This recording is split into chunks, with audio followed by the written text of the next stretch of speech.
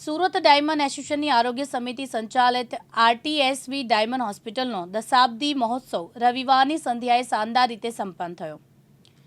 હેગડેટ માનવમેદની આ સમારોહમાં ઉમટી પડી ડાયમંડ હોસ્પિટલના પ્રારંભથી જ દર્દીઓનો અત્યંત રાહત દરે તબીબી સેવાઓ પૂરી પાડવાનું શરૂ કરાયું છે।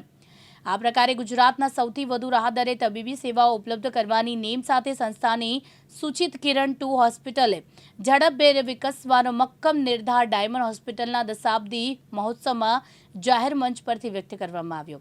ડાયમંડ હોસ્પિટલના દશાબ્દી મહોત્સવ પ્રસંગે ડાયમંડ હોસ્પિટલમાં જન્મ લેનારી 400 દીકરીઓના પરિવારજનોને 1-1 લાખની કિંમતના બોન્ડ મહાનુભાવના હસ્તે એનાયત કરવામાં આવ્યા હતા।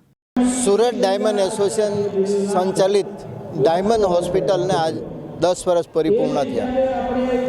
આના ભાગરૂપે દશાબ્દી મહોત્સવની આજે ઉજવણીનો કાર્યક્રમ હતો। આ કાર્યક્રમની અંદર ખૂબ મોટી વિશાળની અંદર સંખ્યાની અંદર લોકો ઉપસ્થિત રહ્યા। ખાસ કરીને કેન્દ્રના આરોગ્ય મંત્રી શ્રી મનસુખભાઈ માંડવિયાજી, નવા રાજ્યસભાના નિયુક્ત સભ્ય શ્રી ગોવિંદભાઈ ધોળકિયાજી, જીતુભાઈ વાઘાણી, શ્રી પ્રફુલભાઈ પાનસુરિયા, મુકેશભાઈ પટેલ, દક્ષેશભાઈ માવાણી, અન્ય રાજકીય આગેવાનો આજના કાર્યક્રમમાં ઉપસ્થિત રહ્યા હતા। ટૂંક સમયમાં CR પાટીલજી પણ ઉપસ્થિત થવાના છે।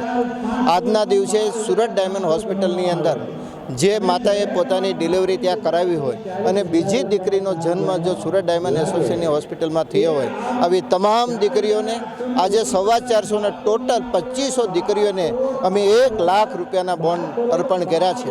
અને સાથે સાથે આવતા દિવસોની અંદર આ જ જગ્યા ઉપર કિરણ 2 હોસ્પિટલનું નિર્માણ અમે કરવા જઈ રહ્યા છીએ અને એની પણ માહિતી અમે આજે આપી હતી લોકોને।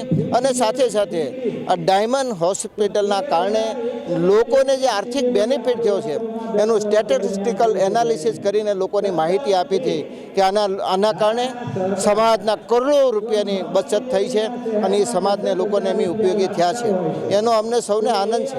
અને સાથે સાથે દીકરીઓનો વધારેમાં વધારે જન્મ થાય સમાજની અંદર અને જે રેશિયો તૂટે છે રેશિયોને આપણે એક કરી શકીએ એની માટેના પ્રયત્નો પણ આ સુરત ડાયમંડ એસોસિએશનના માધ્યમથી હોસ્પિટલના માધ્યમથી થઈ રહ્યા છે।